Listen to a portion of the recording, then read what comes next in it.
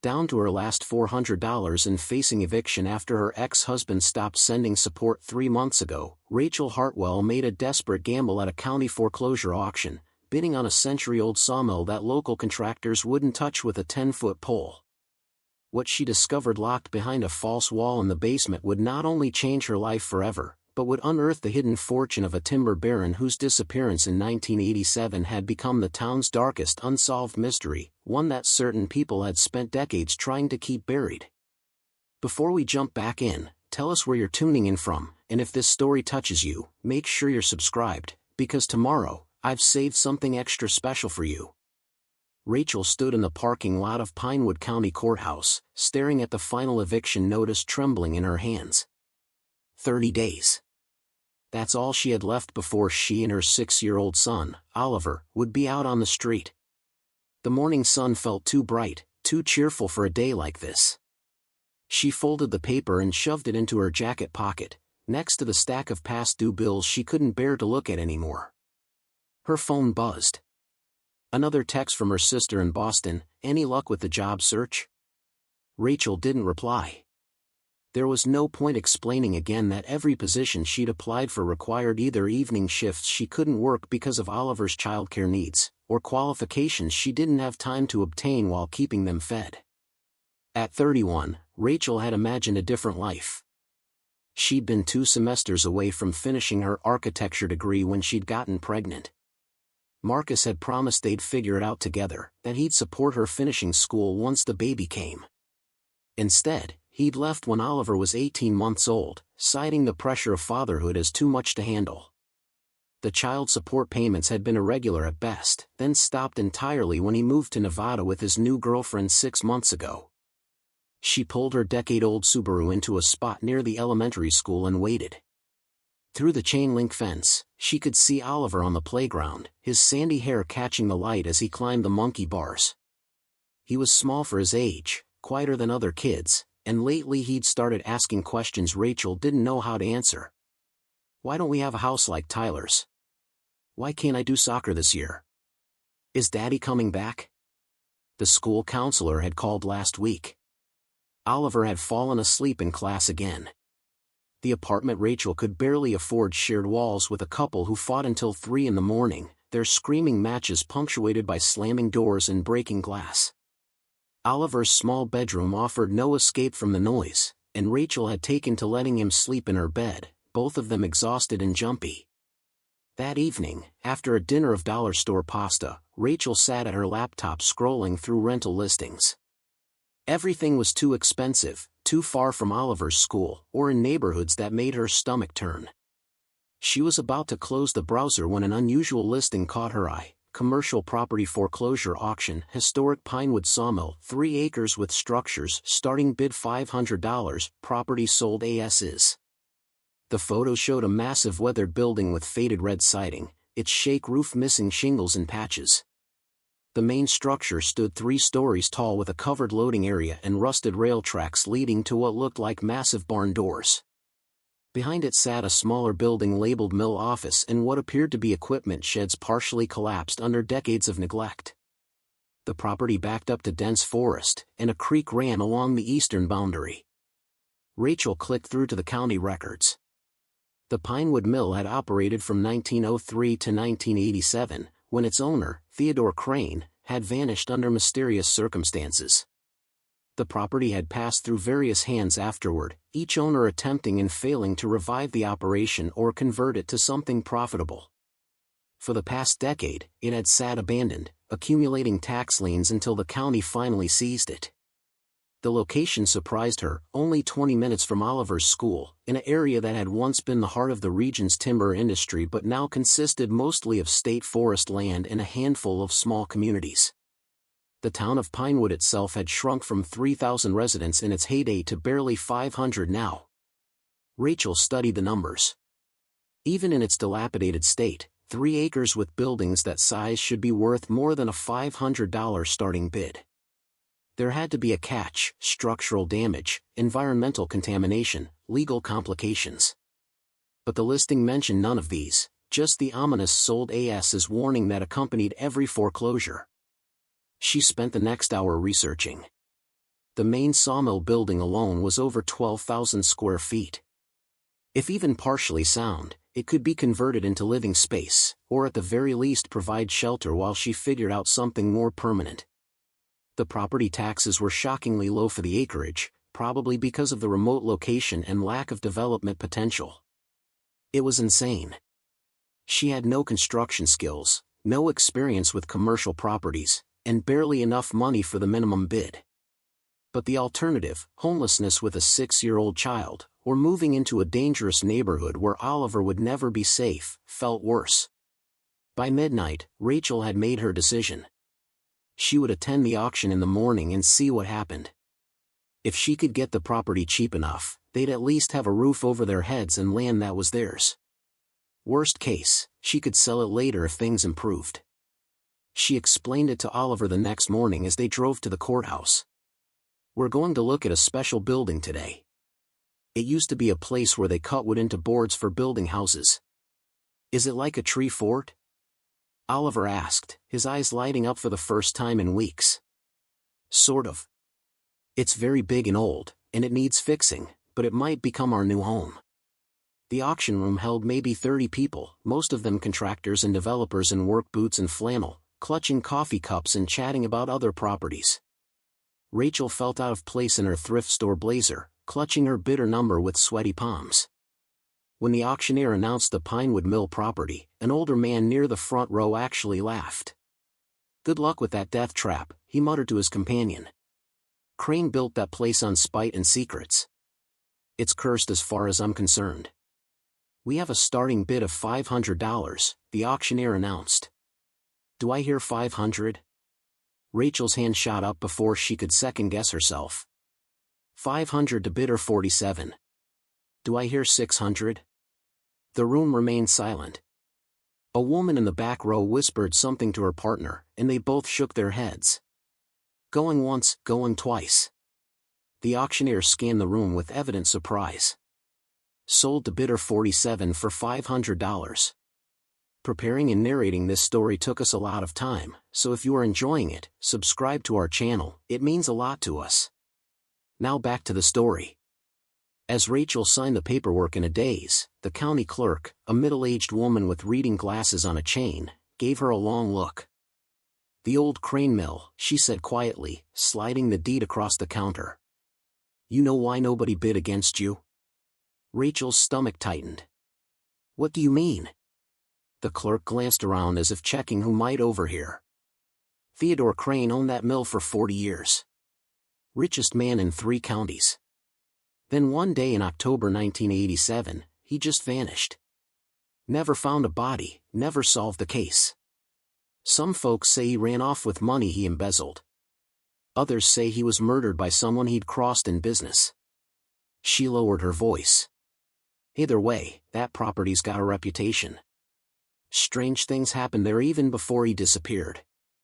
Workers would quit without explanation.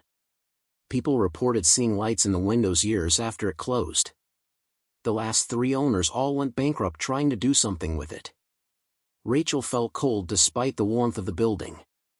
"I'm sure it's just local superstition." The clerk shrugged. "Maybe.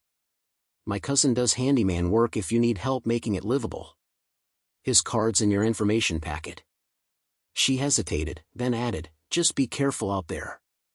That building's been empty a long time. Watch for structural damage before you go wandering around."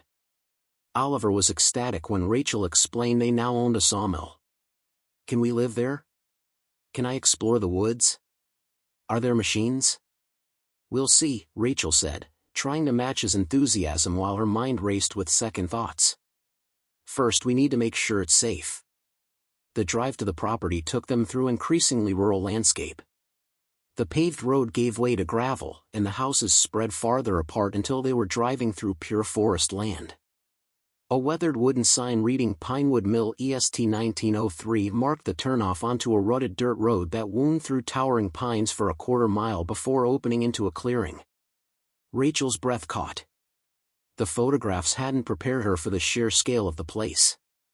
The main mill building loomed before them, 3 stories of weathered red siding with a steep shake roof. Windows ran along the upper floors, most intact but filmed with decades of grime. The ground floor featured massive sliding doors on steel tracks, currently closed and secured with a chain and padlock. To the left stood the office building, smaller but equally neglected, its porch sagging and several windows broken or boarded up. "It looks like a castle." Oliver unbuckled his seatbelt, pressing his face against the car window. "Stay close to me," Rachel warned, her architect's eye already cataloging potential hazards. The structures looked more stable than she'd feared, but that didn't mean they were safe. She tried the key the county clerk had given her in the padlock securing the main doors. After some wrestling with the rust, it turned, and the chain fell away with a heavy clank. Together, she and Oliver pushed one of the massive doors along its track. It moved with surprising smoothness, revealing the cavernous interior. Afternoon light streamed through the high windows, illuminating a space that took Rachel's breath away. The main floor stretched at least 100 feet deep, the ceiling soaring 30 feet overhead, supported by massive timber beams that still looked solid despite their age. Rusted equipment remained throughout, an enormous bandsaw near the far wall, conveyor systems, sorting tables. Everything coated in thick dust and bird droppings, but the bones of the operation were still there. "It's huge." Oliver's voice echoed in the empty space. "Don't touch anything," Rachel called as he started toward a pile of old lumber. "We need to check if it's safe first." She walked slowly through the mill floor, testing floorboards and examining the structure. To her surprise, despite the neglect, the building seemed fundamentally sound. The roof leaked in places, evidenced by water stains and a few small puddles from recent rain, but the main beams showed no signs of rot. The floor was solid, if filthy. A metal staircase led to the second floor, which appeared to have been the finishing area where lumber was planed and prepared for shipping. The third floor was smaller, probably storage and offices. Rachel noted several broken windows that would need immediate replacement, but again, the structure itself seemed remarkably intact. The office building proved more challenging. The porch steps were rotted through in places, and Rachel had to help Oliver carefully navigate around the weak spots.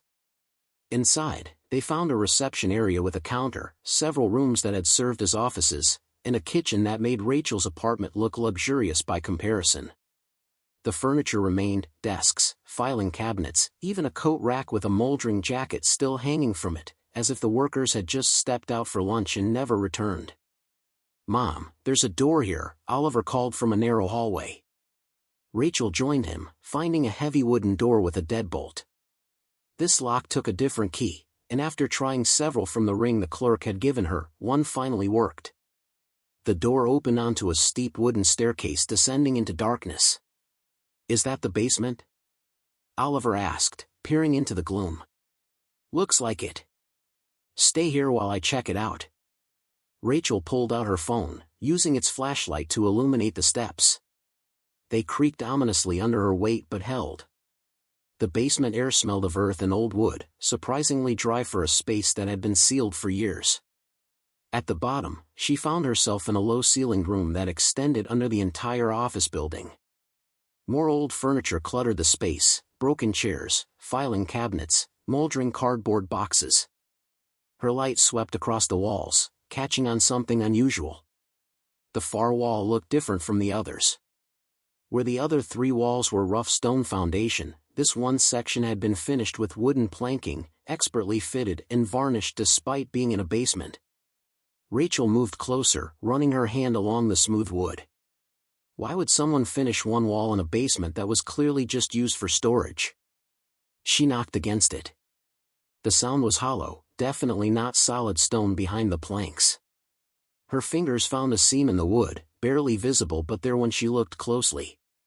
Pressing experimentally, she felt a section give slightly under pressure. With a soft click that made her jump, a portion of the wall swung inward a few inches, revealing itself as a hidden door. Rachel's heart hammered as she pulled the door fully open.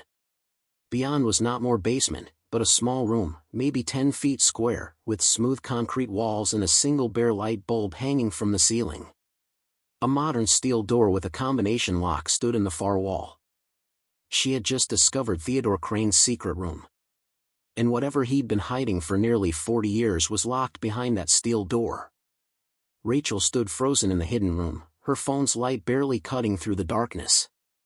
The steel door gleamed dully, its combination lock an impenetrable barrier between her and whatever Theodore Crane had deemed worth hiding behind concrete walls and false panels. She reached out, her fingers brushing the cold metal, feeling the weight of decades pressing against her curiosity. "Mom?" Oliver's voice drifted down from the top of the stairs, small and uncertain. "What did you find?" "Just some old storage," she called back, her voice steadier than she felt. "Come on, let's go back up. It's getting dark." That night, in their cramped apartment with its paper-thin walls, Rachel couldn't sleep. She kept seeing that steel door, kept wondering what kind of man builds a secret room in his sawmill basement. The county clerk's words echoed in her mind, richest man in 3 counties, then he just vanished.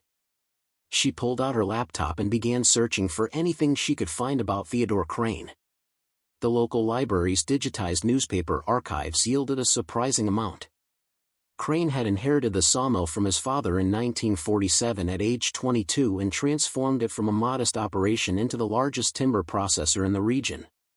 By the 1970s, his crews were harvesting thousands of acres of private forest land, supplying lumber as far as the Canadian border. But the man himself remained elusive in the articles. Few photographs, fewer interviews. What quotes existed revealed someone intensely private, almost paranoid about his business dealings. "A man's success is measured by what he keeps, not what he shows," he told a reporter in 1982. The articles about his disappearance painted a murky picture. On October 14, 1987, Crane's secretary arrived at the mill office to find it empty. His truck sat in the parking area, keys in the ignition. His wallet and identification remained in his desk drawer. The only thing missing was Theodore Crane himself. The investigation revealed nothing. No signs of struggle, no evidence of foul play, no indication he'd planned to leave. His bank accounts remained untouched. The mill's financial records, when finally examined, showed a profitable operation with no signs of embezzlement or debt. Theodore Crane had simply ceased to exist, leaving behind a mystery that consumed the local news for months before fading into local legend. Rachel found one article from 1988 that caught her attention. A state investigator was quoted saying, "We've explored every lead, including the possibility that Mr. Crane discovered something about his business partners that made him a liability. But without evidence, we can't pursue that avenue further." Business partners. Rachel clicked through more archives, finding a brief mention in a 1985 article about the mill expanding operations. Crane had apparently partnered with a development company called Northern Timber Consolidated to purchase additional forest land. The partnership dissolved in early 1987, just months before his disappearance. She searched for Northern Timber Consolidated but found almost nothing beyond corporate filings. The company had been dissolved in 1989, its assets absorbed by other entities. By 3 in the morning, Rachel had assembled a troubling picture. Theodore Crane had been a wealthy, secretive man involved in business dealings that ended badly just before he vanished. And he'd built a hidden, locked room in his mill basement. The next morning, after dropping Oliver at school, Rachel drove back to the sawmill. The property looked different in daylight, less ominous but more desolate. She parked and sat for a moment, studying the office building. Somewhere inside was a combination that would open that steel door. If Crane had hidden something valuable, he must have written the combination down somewhere he wouldn't forget it. She spent hours searching the office, pulling open every desk drawer, examining every filing cabinet. Most contained mundane business records, invoices, payroll documents from decades past. In what must have been Crane's private office, she found a mahogany desk with a locked center drawer. None of her keys fit, so she used a screwdriver to force it open. Inside lay a leather-bound journal, its pages yellowed and brittle. Rachel opened it carefully, finding entries in precise handwriting dating from 1970 to 1987. Unlike typical business journals, these entries were personal observations, fragments of thought that suggested a deeply troubled man. March 8, 1973, bought the Wilson tract today. 800 acres of old-growth pine. Johnson from NTC was there, watching like a vulture. They want what I have, but they don't understand what it's really worth. June 17, 1978, found another marker today, deep in the north section. That makes 7. The pattern is unmistakable now. The old stories weren't just stories. January 22, 1981, met with the geologist from Portland. He confirmed my suspicions but warned me to stay quiet. Some things, he said, are better left undiscovered. Rachel flipped through more pages, her confusion growing. Markers? What pattern? The entries became increasingly cryptic. September 4, 1985, NTC made another offer. Doubled their previous bid for the land. They're getting desperate. They must know I've figured it out. But they don't know about the basement. They don't know what I've already secured. March 30, 1987, Johnson came to the mill today. No pretense anymore. He threatened me outright. Said there are ways to make difficult people disappear in these woods. I told him what I've hidden is beyond his reach. Even if something happens to me, he'll never find it. The final entry, dated October 13, 1987, the day before Crane's disappearance, made Rachel's blood run cold. They're coming tomorrow. I can feel it. I've moved everything to the vault. Changed the combination to something they'll never guess, something only someone who truly understands this land would recognize. If you're reading this and I'm gone, know that what's locked below is worth more than my life. It's proof of what they did, and evidence of what lies beneath. The numbers are in the trees. Always in the trees. Rachel read the last line 3 times. The numbers are in the trees. What did that mean? She walked outside, staring at the forest surrounding the property. Hundreds of trees, thousands. How is she supposed to find numbers in trees? Movement caught her eye. An old pickup truck was coming up the dirt road, kicking up dust. Rachel tensed, suddenly aware of how isolated she was out here. The truck pulled to a stop near her car, and a man in his 70s climbed out. He was lean and weathered, wearing work clothes and a faded baseball cap. Heard someone finally bought the old Crane place, he said, his voice carrying a hint of Appalachian drawl. Figured I'd come introduce myself. Name's Walter Burke. I worked here back in the day, before everything went to hell. Rachel relaxed slightly. Rachel Hartwell. I just purchased it at auction. Walter studied the buildings with an expression that mixed nostalgia and something darker. 40 years I've wondered what happened to Theodore. You know, people in town talk about him like he was some kind of criminal or crazy man. But I knew him.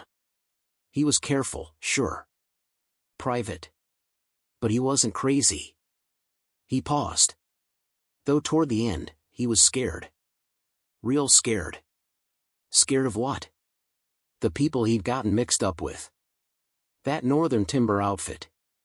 Walter spat on the ground. They weren't in the lumber business, not really. They were after something else, something Crane discovered on his land. Rachel's pulse quickened. What did he discover? Walter looked at her for a long moment, as if weighing whether to continue. You been down in the basement yet? The question landed like a stone in still water. How did you know about the basement? Theodore had me help him pour that concrete room. Summer of 1986. He paid me triple my usual rate and made me swear never to tell anyone what I'd seen. But he's been gone near 40 years now, and I'm old enough not to care about promises made to ghosts. What was in the room? I never saw inside after he finished it. But I know he had engineers survey the property that year. Geologists, too. They found something in the rock formations under this land. Something valuable. Crane spent months cataloging it, taking samples, building documentation. Walter's eyes grew distant. Then NTC found out somehow. They wanted the land, and they wanted whatever Crane had discovered. When he wouldn't sell, things got ugly. You think they killed him? Walter shrugged. I think men have died for less than what's probably locked in that basement. And I think Theodore knew it. The last time I saw him, 2 days before he disappeared, he told me he'd made sure nobody could steal what he'd found. Said he'd hidden it where only someone who loved this land like he did would think to look. The numbers are in the trees. Rachel's mind raced. Did Theodore have any particular trees he cared about? Any specific area of the property that mattered to him? Walter's weathered face creased with thought. Well, there was that old Douglas fir stand at the northeast corner. He refused to harvest them, even when lumber prices were sky-high. Used to walk up there every Sunday, rain or shine. Said those trees were older than the country itself, and they'd seen more than any human would believe. Rachel thanked Walter and promised to call if she needed help with repairs. As soon as his truck disappeared down the road, she grabbed a notebook and headed into the forest. The northeast corner of the property took 20 minutes to reach, following what remained of an old logging road. The stand of Douglas firs Walter mentioned rose like cathedral pillars, their trunks massive and bark deeply furrowed with age. Rachel walked among them, running her hands along the rough bark, looking for anything unusual. On the 5th tree she examined, she found it. Carved into the bark at shoulder height, weathered but still visible, was a number, 3. She moved to the next tree. Another number, 14. Her heart hammering, she went from tree to tree, finding numbers carved into each of the ancient firs. 3, 14, 15, 92, 65, 35. It took her a moment, but then the pattern clicked. Pi. The mathematical constant, accurate to 6 decimal places. Theodore Crane had carved the combination to his vault into the trees he'd refused to cut, preserving his secret in the one place that would outlast him. Rachel ran back to the office building, nearly tripping on the rotted porch steps in her haste. Down the basement stairs, through the hidden door, to the steel vault. Her hands shook as she spun the combination dial. 3, 14, 15, 92, 65, 35. The lock clicked. The heavy door swung open. Inside the vault, LED strips automatically illuminated, revealing a room perhaps 12 feet square. Steel shelving lined 2 walls, holding dozens of leather portfolios and boxes. A desk occupied the center, and on it sat a letter addressed simply to whoever finally understands. Rachel's hands trembled as she opened the envelope. The handwriting matched the journal entries. If you're reading this, I'm likely dead, and Northern Timber Consolidated likely made it look like I chose to disappear. They wanted what I found beneath this land badly enough to threaten, intimidate, and eventually, I suspect, kill. But what they didn't know is that I spent 2 years documenting everything, collecting evidence of their illegal activities, their ties to organized crime, their plans to strip mine this entire region once they controlled it. That evidence is in the portfolios marked NTC Operations. Use it wisely.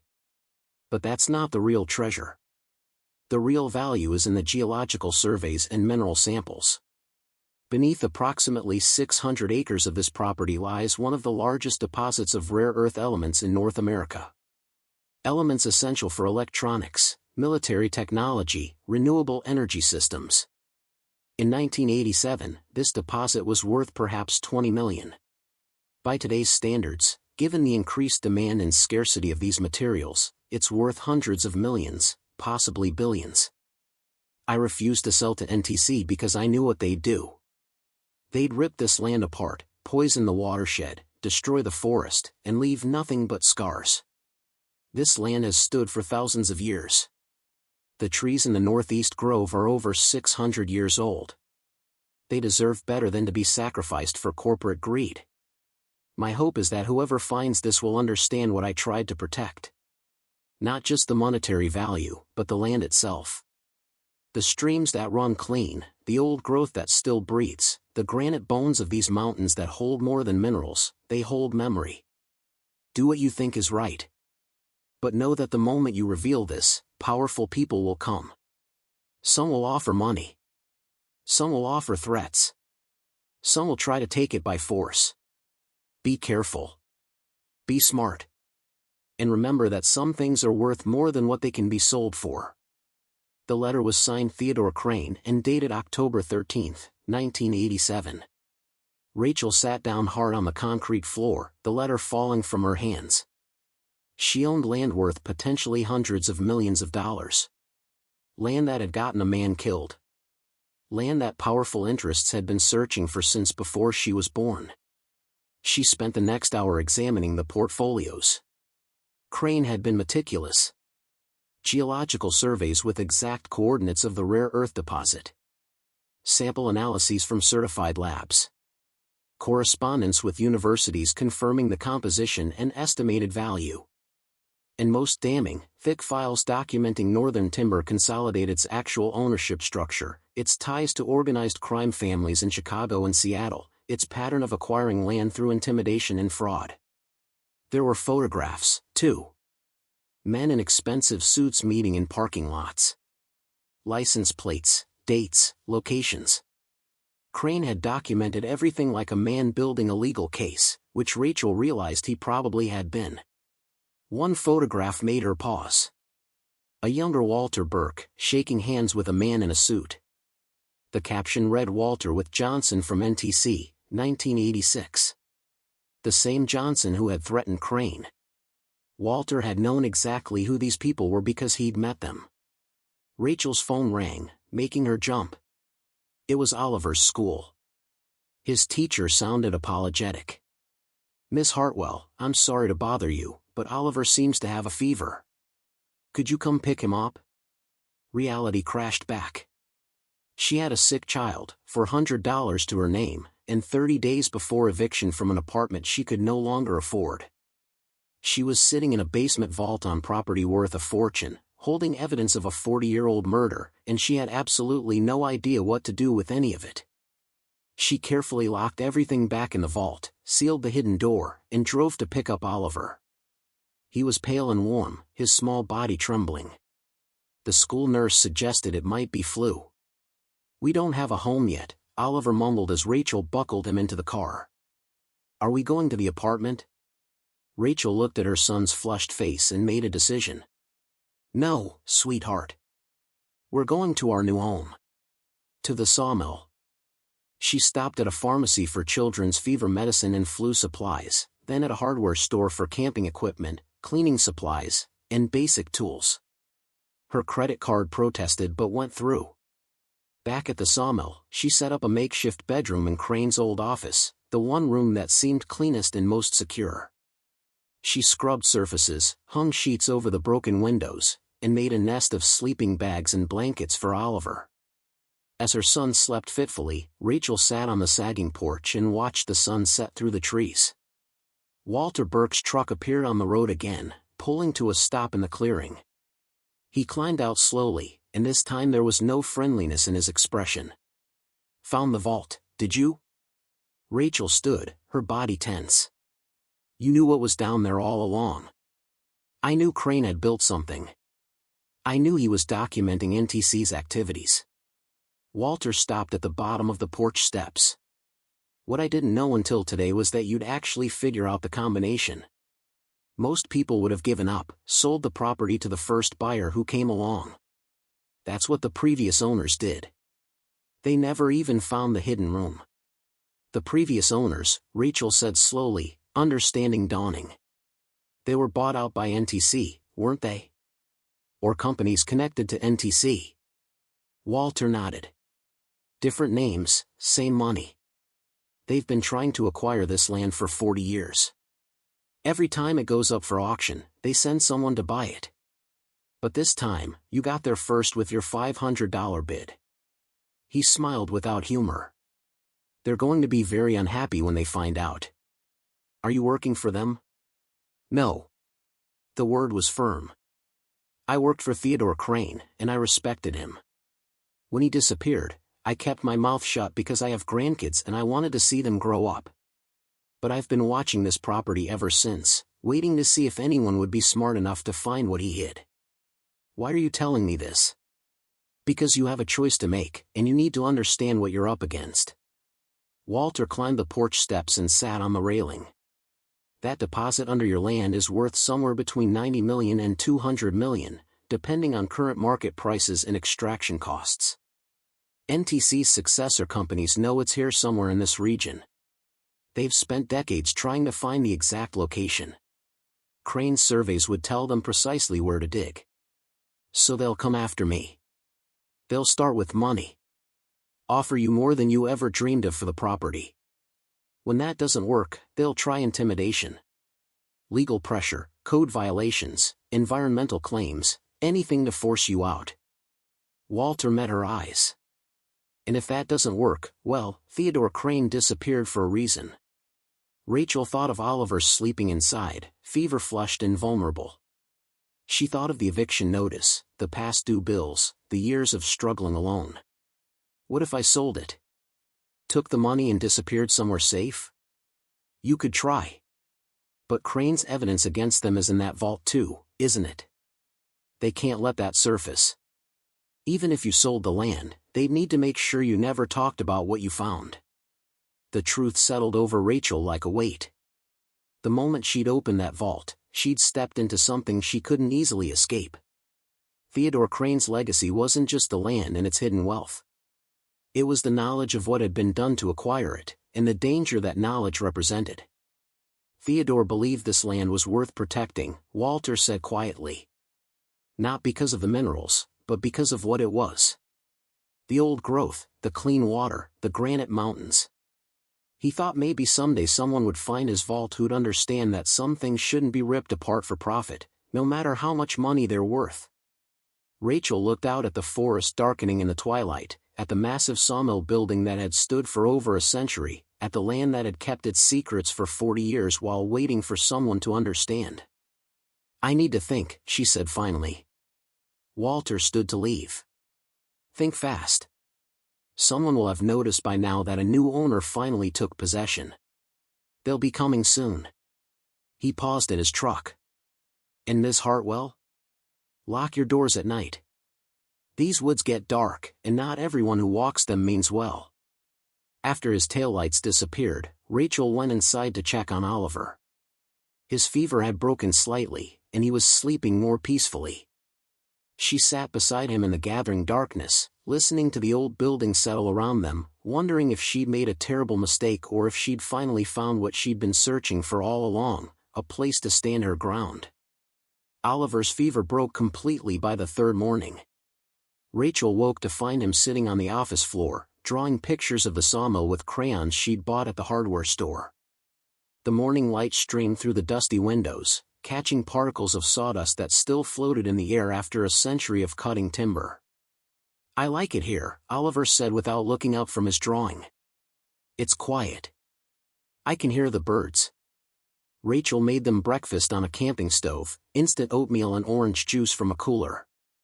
Simple, but they ate together in peaceful silence, something that had been impossible in the apartment with its constant noise and chaos.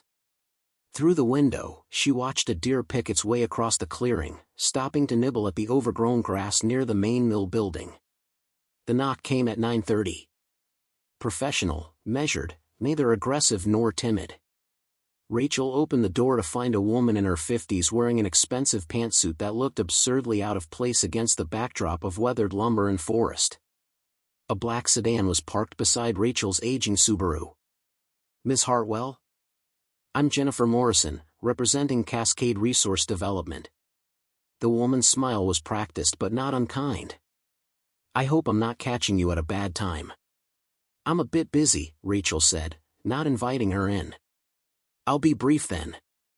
My company has been monitoring properties in this region for potential development opportunities. We were surprised to learn the Pinewood Mill had finally been purchased, and we wanted to make you an immediate offer. Morrison pulled a folder from her briefcase. We're prepared to offer you $200,000 for the property, cash, with closing in 2 weeks. That's well above market value for land in this condition. Rachel took the folder but didn't open it. That's generous. What does Cascade Resource Development plan to do with a defunct sawmill? Industrial redevelopment. This region has potential for sustainable timber operations again, with proper investment. The lie was smooth, well rehearsed. I see. And which company did Cascade Resource Development absorb? Northern Timber Consolidated, or one of its subsidiaries? Morrison's smile flickered. I'm not sure what you mean. I mean, I've done my research. I know what's under this land, and I know your company has been trying to acquire it for 40 years. Rachel handed the folder back. $200,000 is insulting when we both know the actual value. Morrison's professional mask slipped slightly. Miss Hartwell, I don't think you understand your situation. You're a single mother living in a condemned building with no utilities, no resources, and from what I understand, significant financial difficulties. We're offering you a legitimate way out. I'd advise you to take it. Or what? The woman's eyes hardened. Or you'll find that owning this property becomes considerably more complicated than you anticipated. Code enforcement is already aware of your presence here. Child Protective Services might have concerns about raising a child in these conditions. And property taxes, while currently low, can be reassessed at any time. Rachel felt cold rage building in her chest. Are you threatening my son?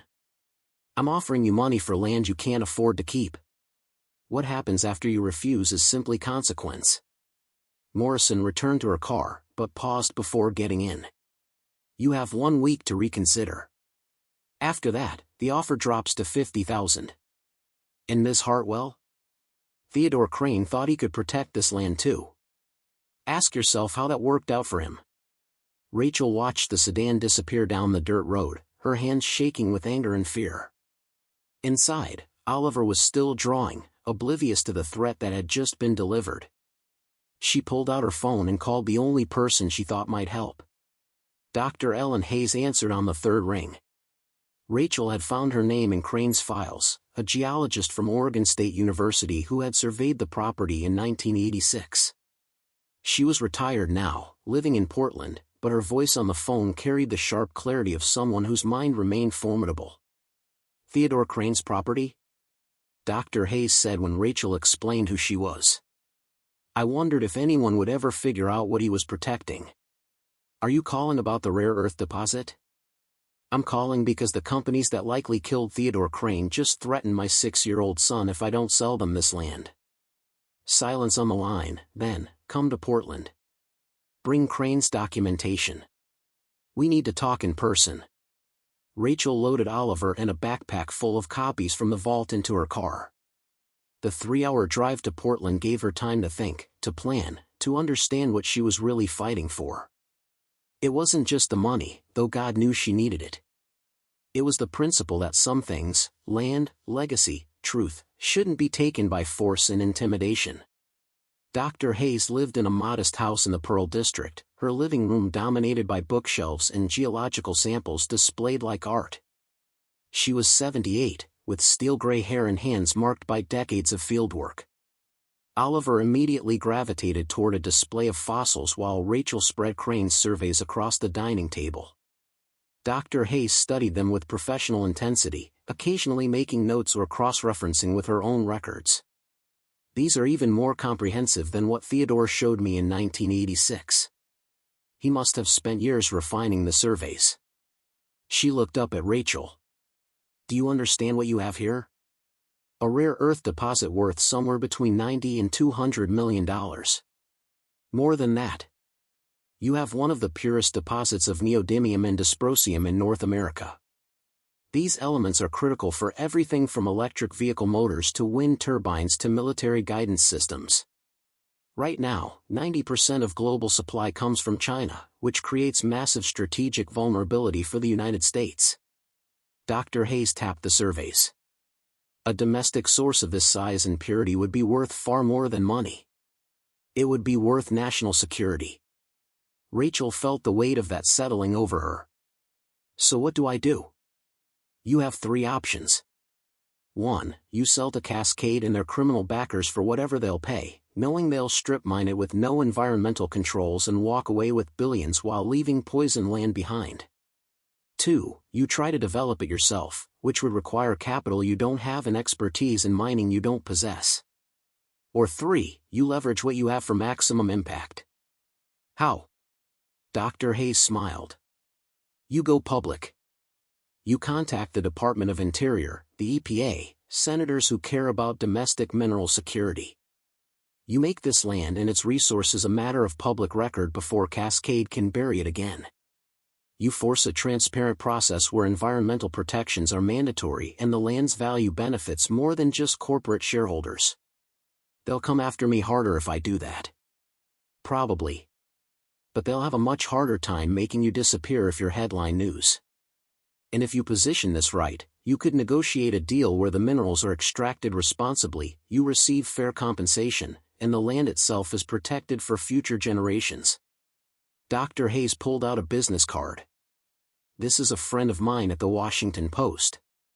She specializes in corporate malfeasance and environmental stories. Call her.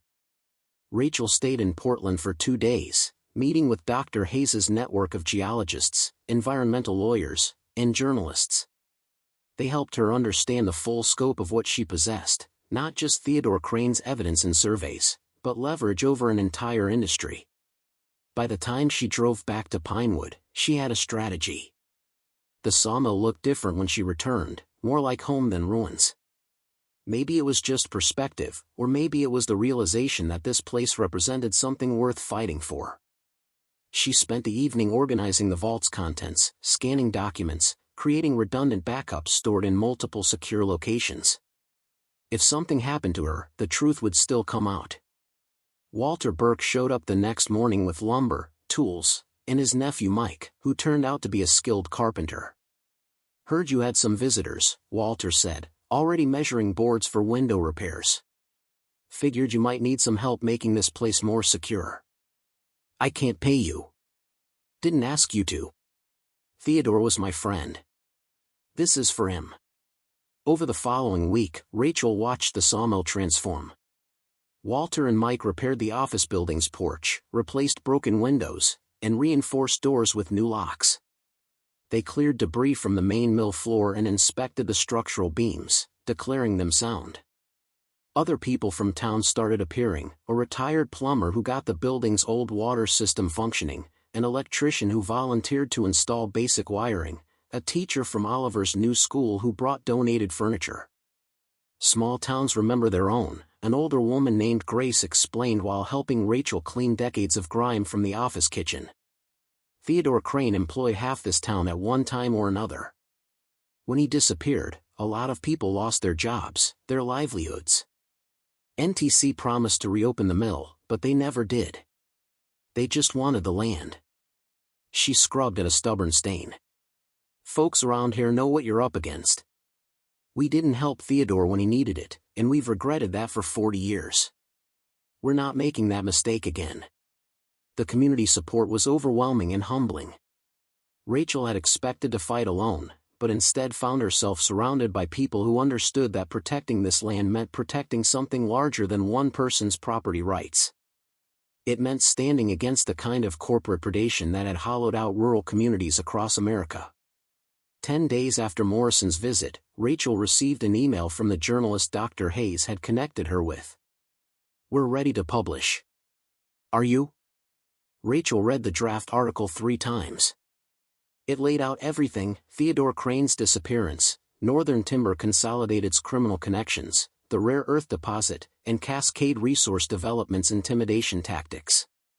The reporter had independently verified the geological surveys, interviewed former NTC employees who confirmed the company's illegal activities, and obtained documents showing the corporate lineage from NTC to Cascade.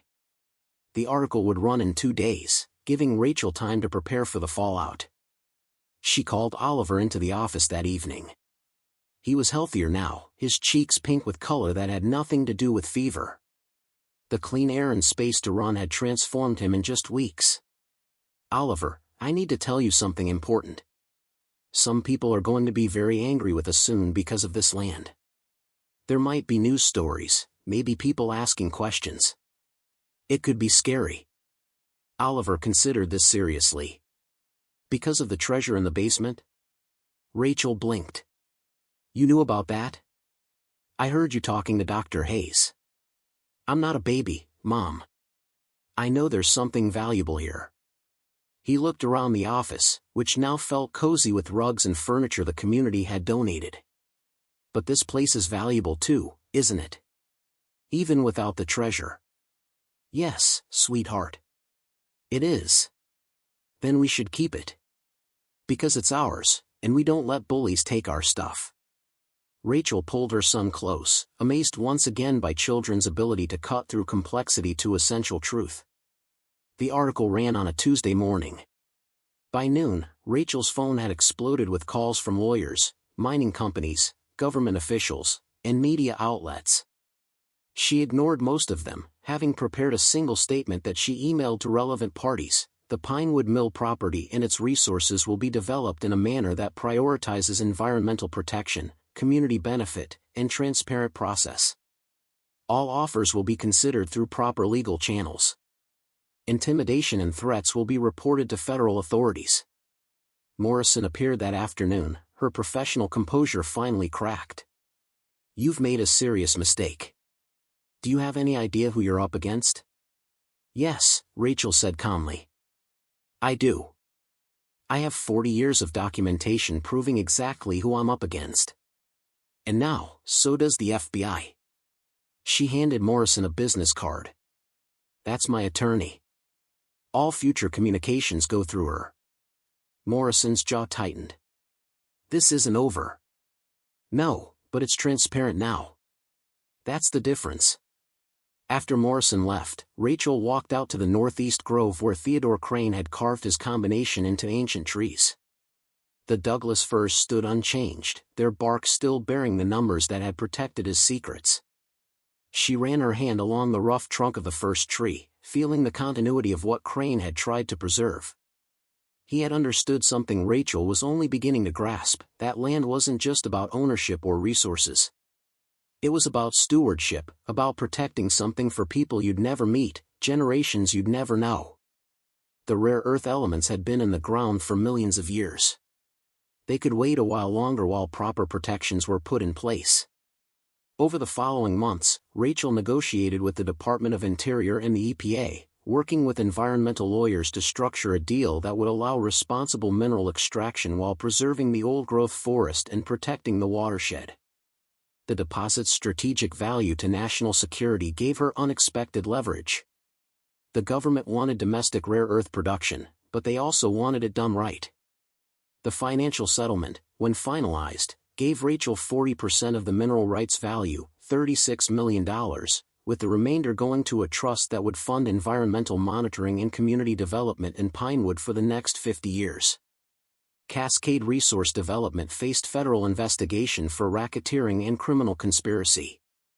Several executives were indicted. But the money, while life-changing, wasn't what transformed Rachel's understanding of what she'd found. It was watching the sawmill become something new while honoring its past.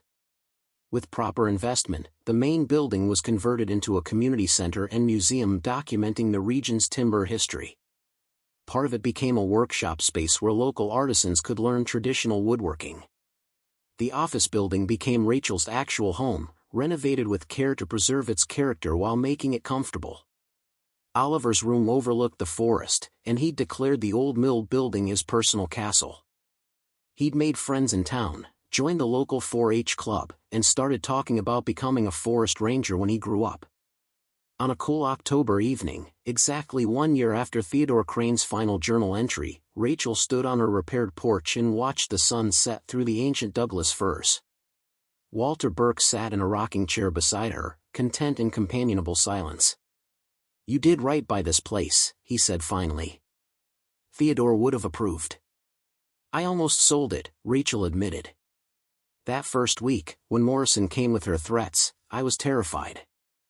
I kept thinking about how much easier it would be to just take the money and run. But you didn't." "No. Because running was what I'd been doing since Marcus left. Running from debt, running from failure, running from the fact that I'd given up on my own dreams." She looked at the forest, the mill, the land that had become more than property. "This place made me stop running. It forced me to stand still long enough to remember who I was before everything fell apart." Walter nodded slowly. "Land does that sometimes. It holds you in place until you find your roots again. Inside, Oliver was doing homework at the kitchen table, the domestic normalcy of it still striking Rachel as miraculous. A year ago, she'd been counting coins to buy groceries. Now she had security, purpose, and something she'd never expected to find, a home that felt earned rather than merely purchased. The rare earth extraction wouldn't begin for another 2 years, giving environmental teams time to study the site and design minimal-impact mining techniques. When it did start, Rachel would oversee the process personally, ensuring that every promise made to the community and the land was kept. The money and trust would fund scholarships for local students, support small businesses, and protect the remaining forest from development. Theodore Crane's legacy wasn't just the wealth he'd discovered beneath the ground. It was the precedent he'd tried to set, that some things mattered more than immediate profit, that preservation had value beyond balance sheets, that land could be both used and protected if people cared enough to do it right. As darkness settled over the property, Rachel went inside to help Oliver with his math homework. Through the window, she could see the mill building silhouetted against the stars, its massive frame a reminder of industry that had built communities rather than extracting from them. The old lumber baron who'd carved numbers into trees had known what he was protecting. He just needed someone willing to finish what he'd started. Rachel poured herself coffee and sat beside her son, watching him work through problems with the focused determination he'd inherited from her. This was the real treasure, she thought, not the millions in the bank or the minerals in the ground, but the simple ability to sit in their own home, on their own land, without fear of eviction or displacement or men in suits threatening to take it all away. The land had protected Theodore Crane's truth for 40 years, waiting for someone who would understand its worth. And in return, it had given Rachel something she'd thought was lost forever, a place to belong, a legacy to steward, and proof that sometimes the most desperate gambles lead to the firmest ground. Outside, the ancient Douglas firs stood watch over the property as they had for 6 centuries, their roots running deep into earth that held both wealth and memory. The numbers carved into their bark had faded but not disappeared, a reminder that some secrets are worth keeping until the right person comes along to honor them. And in a small town that had learned to protect its own, Rachel Hartwell had finally found what every struggling parent searches for, not just survival, but a future worth building, one careful decision at a time. 5 years after Rachel Hartwell bought a condemned sawmill for $400, she stood at the edge of the northeast grove watching her son carve his initials into a birch sapling they'd planted together. Oliver was 11 now, tall for his age, with calluses on his hands from helping Walter Burke restore antique woodworking equipment for the museum. The shyness that had marked him in those desperate apartment days had been replaced by the quiet confidence of a child who knew where he belonged. "Mom, do you think Captain Crane would mind?" Oliver asked, running his finger over the fresh carving. "About me adding to his trees?" Rachel smiled. She told Oliver the full story on his 10th birthday, deciding he was old enough to understand the weight of what they'd inherited. "I think he'd appreciate knowing the grove is still being tended. That someone still cares enough to add their mark." The Douglas firs stood unchanged, their ancient bark still bearing Crane's numerical secret, though now a small plaque at the grove's entrance explained their significance. School groups came quarterly to learn about the man who'd protected this land at the cost of his life, about the rare earth deposits that had made Pinewood relevant again, about the importance of balancing progress with preservation. The extraction operation had begun 18 months ago, and Rachel visited the site weekly to ensure compliance with environmental protocols. The mining company, carefully vetted, heavily regulated, with stringent oversight, worked in measured phases, removing minerals from precisely mapped veins while leaving the old-growth forest untouched. The noise and disruption bothered her less than she'd expected. It was purposeful work, done right, and the land seemed to tolerate it the way an old body tolerates necessary surgery. What surprised her most was how the money had changed everything while changing nothing essential. The $36 million had been placed in managed trusts, generating income that allowed Rachel to live comfortably while funding the work she'd discovered she actually cared about. She'd finished her architecture degree online, then pivoted to sustainable development planning. Now she consulted with rural communities across the Pacific Northwest, helping them navigate resource extraction while protecting what made them worth living in. The Sawmill Museum had become regionally significant. Rachel had hired local historians to document not just Crane's story but the entire timber industry's rise and fall in the region. Photographs lined the walls, men standing beside massive logs, women working in the sorting yards during the war years, children playing in sawdust piles during lunch breaks. The stories were recorded before they vanished with the generation that had lived them. Walter Burke's oral history took up an entire room. He'd spent months being interviewed, remembering details about Crane that no one else could provide. The steady hand, the careful planning, the way he'd treat his workers' injuries personally before there were safety regulations requiring it. Walter had died 2 winters ago, peacefully in his sleep at 81, and Rachel had scattered his ashes in the Northeast Grove per his written request. "Where the old man's numbers are," the note had said. "So someone remembers we both tried." The community trust had transformed Pinewood in ways Rachel hadn't anticipated. The first year's funding went to infrastructure, repairing roads, upgrading the school, installing fiber optic internet that suddenly made remote work viable. Young families started moving back, reversing decades of population decline. The second year funded small business grants. A brewery opened in a restored grain warehouse. Our organic farm collective began selling produce regionally. The hardware store expanded. By the third year, Pinewood had stopped feeling like a place waiting to die and started feeling like a place being reborn.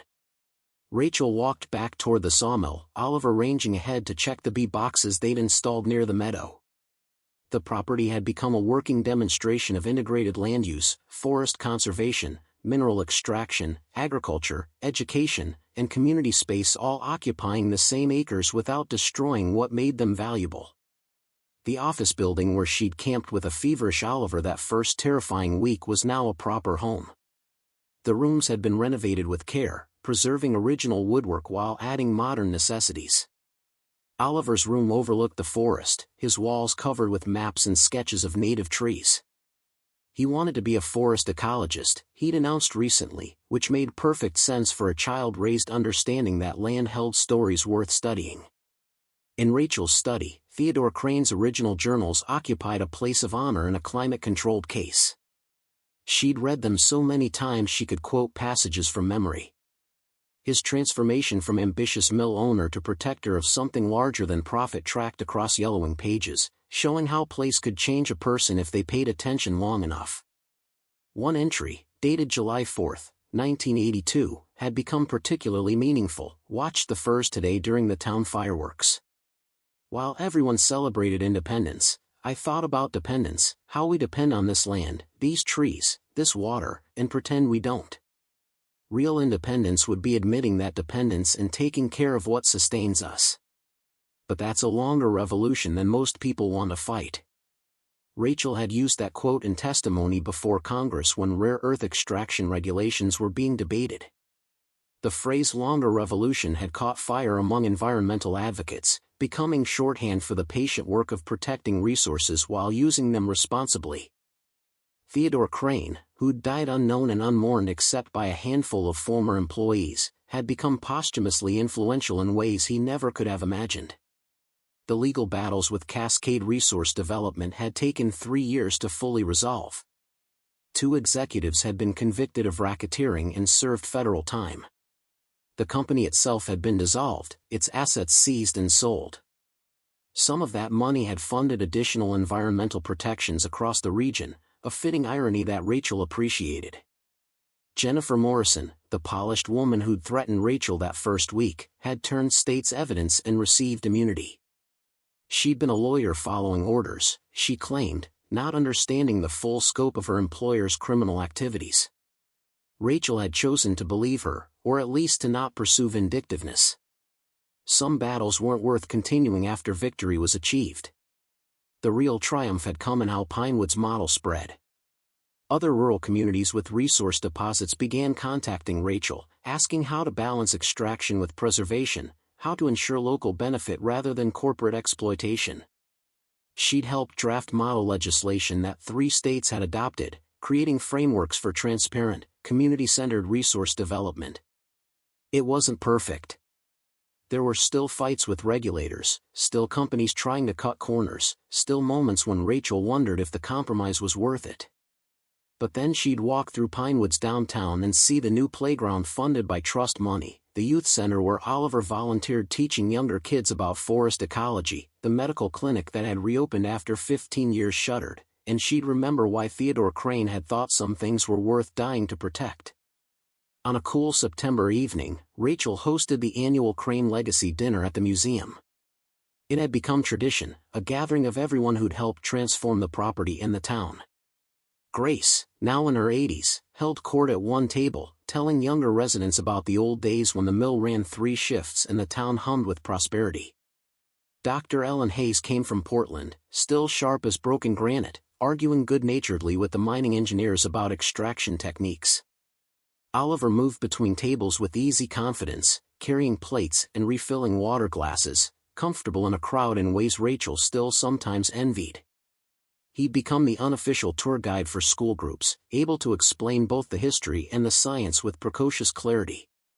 Teachers commented on his maturity, his thoughtfulness, his obvious love for the land he'd grown up on. During dinner, the current mayor, a woman in her 40s who'd moved back to Pinewood specifically because the trust made raising kids there viable again, stood to speak.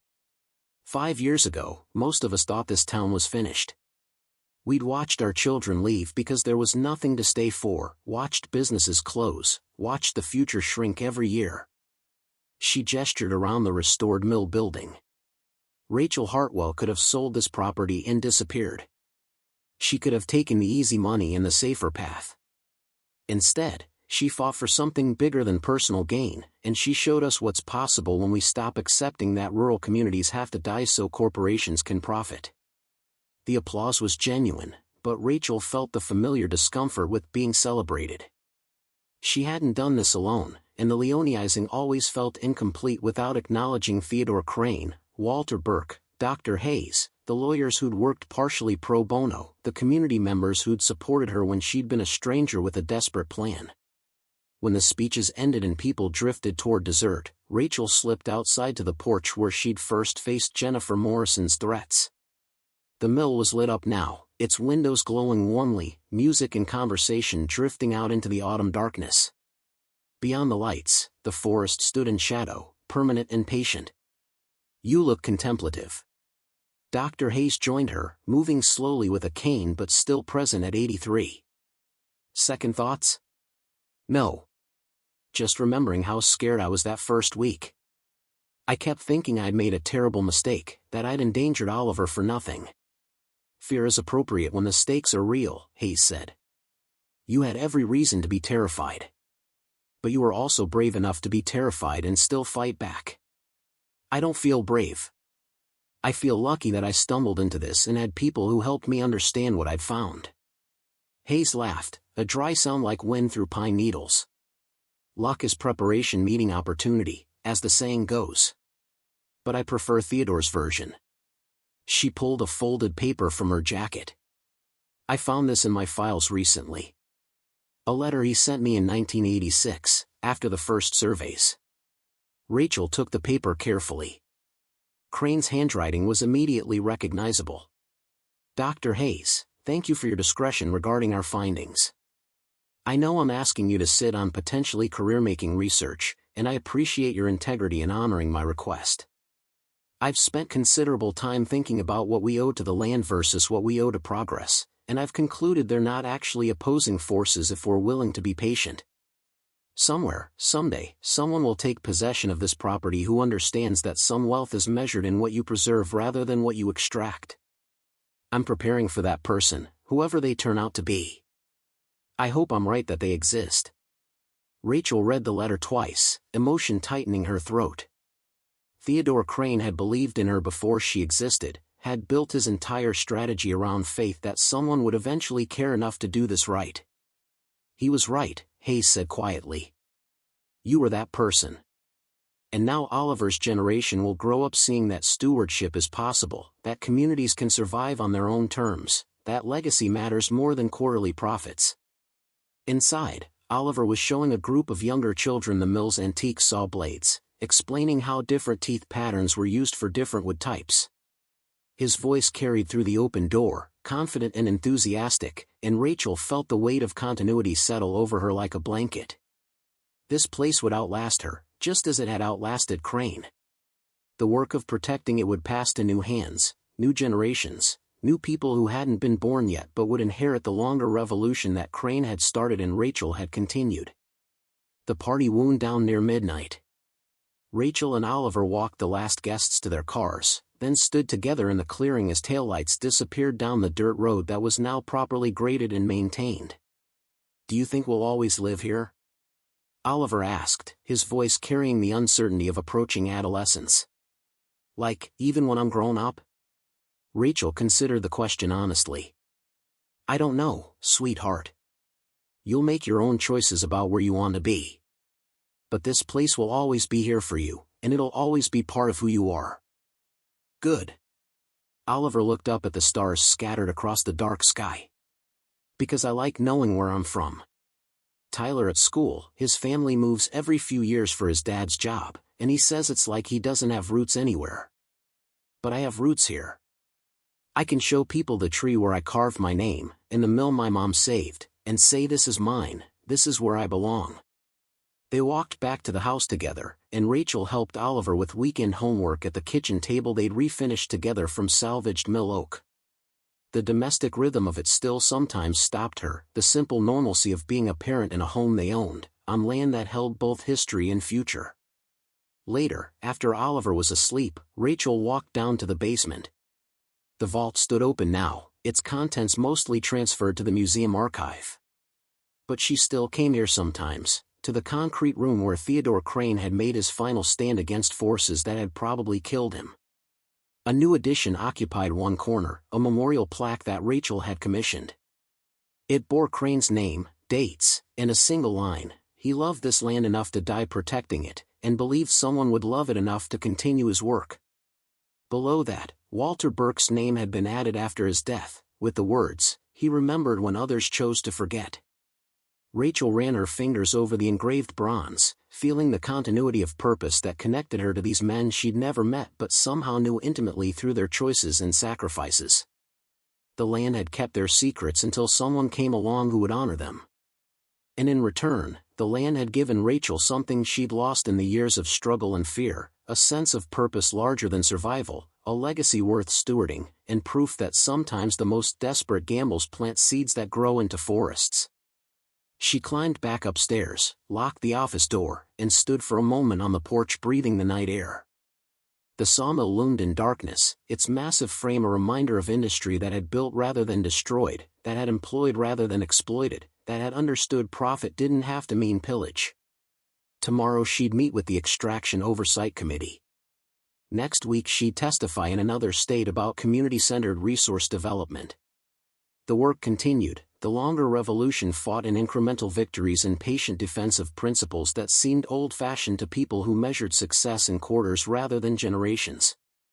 But tonight, Rachel Hartwell simply stood on her own land, in front of her own home, listening to the forest breathe in the darkness beyond the lights.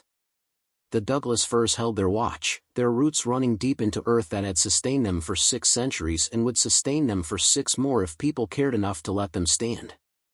And somewhere in the night, if you believe the old mill workers who still gathered at the town diner, Theodore Crane's ghost walked the property line, checking on his trees and nodding approval at how his last, desperate gamble had finally paid off in ways he never could have predicted but had hoped for with every careful plan he'd made.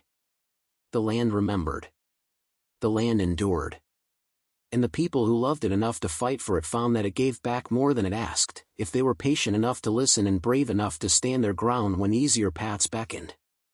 Rachel went inside, locked the door, and climbed the stairs to her bedroom.